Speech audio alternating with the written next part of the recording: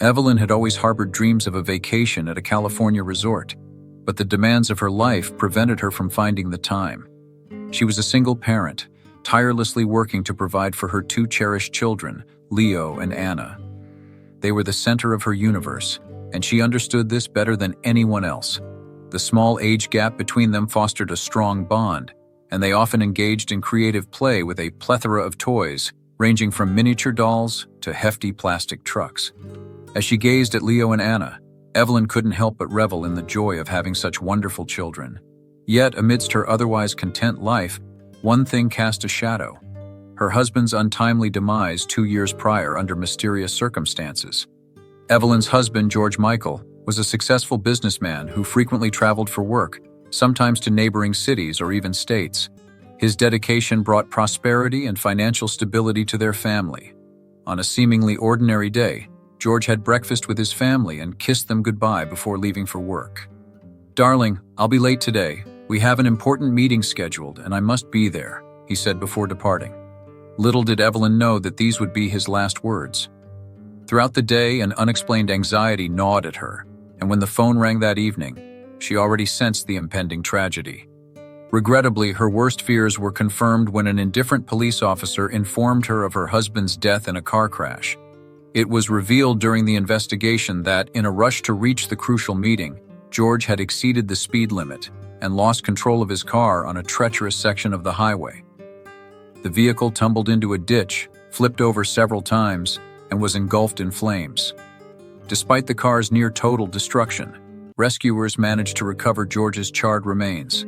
The cause of the accident was evident, and only Evelyn clung to the disbelief that her husband was truly gone. She couldn't accept that George, an experienced driver with a clean record, had flouted speed limits. The pain of his loss grew stronger with time, despite 2 years having passed since his death. Not a day went by when Leo and Anna didn't inquire about their absent father, and Evelyn couldn't help but shed tears during these difficult moments. How could she explain to her children that their father would never return? To ensure her children didn't feel deprived, Evelyn not only worked tirelessly, but also dedicated all her free time to Leo and Anna. She took them to city parks, movies, and various attractions, making every effort to provide them with a joyful and fulfilling life. One day, Leo expressed his desire to visit the ocean, a suggestion that immediately captured Anna's interest. She was only a year younger than her 8-year-old brother. Their shared enthusiasm was partly fueled by their recent viewing of a pirate adventure movie set in the Caribbean seas. Ancient sailing ships, crashing waves, and treasure chests had fired up young Leo's imagination, making a visit to the ocean his dearest dream. It was at this moment that Evelyn resolved to plan a trip to one of California's resorts. She believed that this vacation by the beach could also provide a much-needed escape from the accumulating problems in her life. Taking some time off from work, Evelyn began preparing for the trip. With plane tickets in hand, she asked her children, "Are you both ready for this journey?" "Of course we're ready," Leo and Anna chimed in together. Evelyn smiled understandingly and then double-checked her travel bag, unable to shake the feeling that she might have forgotten something important. It could have been sunblock, sunglasses, or hats for the kids. "Mom, can I go sailing on a yacht or swim with a mask and flippers?" Leo kept asking. "Sure you can, but first you need to go to bed to rest up before the flight," Evelyn replied, touching her son's shoulder. They could have taken a bus from Utah to California, but time was of the essence. The next day, the three of them rose earlier than usual, had breakfast, and made their way to the airport. Leo and Anna had never been on a plane before, and witnessing the massive aircraft up close filled them with excitement. They eagerly pressed their faces against the windows to get a glimpse of the world from high in the sky. Evelyn smiled at their enthusiasm and tried to take a nap, knowing that the flight would be relatively short. However, her thoughts kept drifting to her late husband, who was absent on this journey. As the plane began its descent for landing, Evelyn's melancholy was replaced by anticipation for the upcoming vacation. California welcomed them with its warm sun and a gentle ocean breeze that left a faint taste of salt on their lips. "Mom, when are we going to the beach? I want to see the surfers," Leo asked, adjusting his baseball cap. "Let's first check in at the hotel and then we can head straight to the beach, don't worry. You'll have plenty of time to enjoy the sun," Evelyn assured them, her own eagerness to plunge into the warm ocean waters clear in her smile. After settling into their hotel, Evelyn took Anna and Leo to the beach, which was bustling with vacationers. Sun loungers were scattered everywhere, and those who had secured them first were basking comfortably in the sun. Evelyn, Leo, and Anna found a spot near the water's edge, where the warm ocean waters gently caressed their legs. The sun's rays slowly but surely bronzed the skin of the beachgoers, as it was a hot day. Half an hour later, as the heat intensified, Leo and Anna asked Evelyn to buy them some refreshing lemonade. Scanning the area, Evelyn spotted a beverage stand at the beach entrance. "I'll be back in a minute, Leo. You're in charge while I'm gone," Evelyn said, taking some money with her to purchase the lemonade. As she approached the stand, Evelyn noticed a man behind the counter. He wore a branded apron and a baseball cap with the logo of a famous football team. Evelyn was about to order 3 glasses of lemonade when something shook her to the core. She turned pale, took a few steps back, and began gasping for air as if she'd been winded. "Are you all right, ma'am? Is something wrong?" the vendor asked sympathetically, but Evelyn was so shocked that she couldn't respond. Her mind raced. "No, it can't be. He died 2 years ago."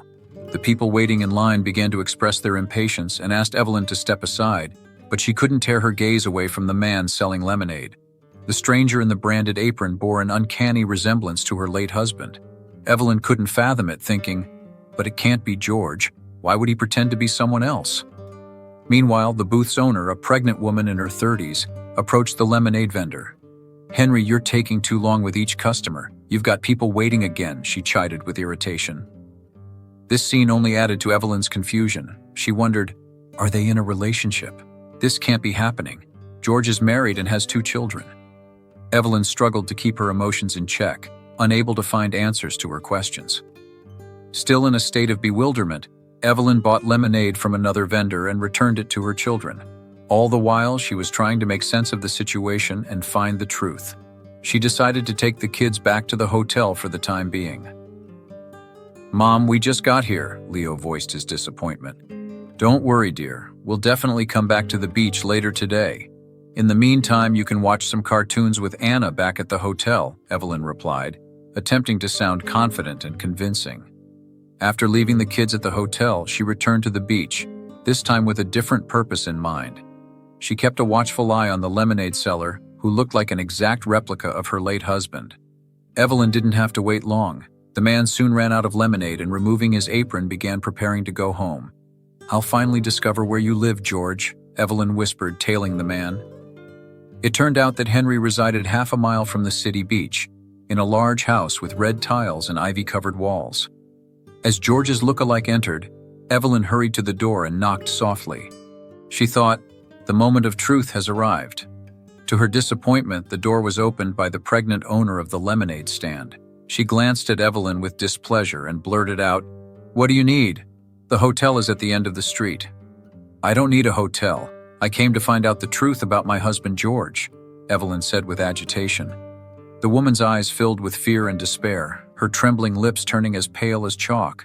After gathering herself, she stammered, "So that was his name, George. I call him Henry. I prefer it that way. I knew you'd probably find us someday, but you can't expect me to just let him go. I'm pregnant with his child, and I'll do anything to keep our family together." Injustice ignited Evelyn's face, turning it red. She exclaimed, "What's going on here? George already has 2 children, and he's my lawful husband." With that, she crossed the threshold of the house.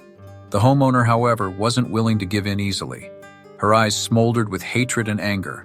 At that very moment, George entered the living room, becoming an unwilling witness to their heated conversation. "What's going on here, Maya? Who is this woman, and why are you talking to her like that?" George asked indignantly, revealing that he had no recollection of his past. It was then that Evelyn realized that her husband truly didn't remember anything.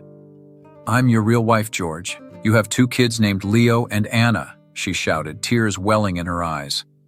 Upon hearing Evelyn's words, Maya took a few steps back towards the kitchen. George's head was suddenly racked by an excruciating headache, causing him to drop to his knees.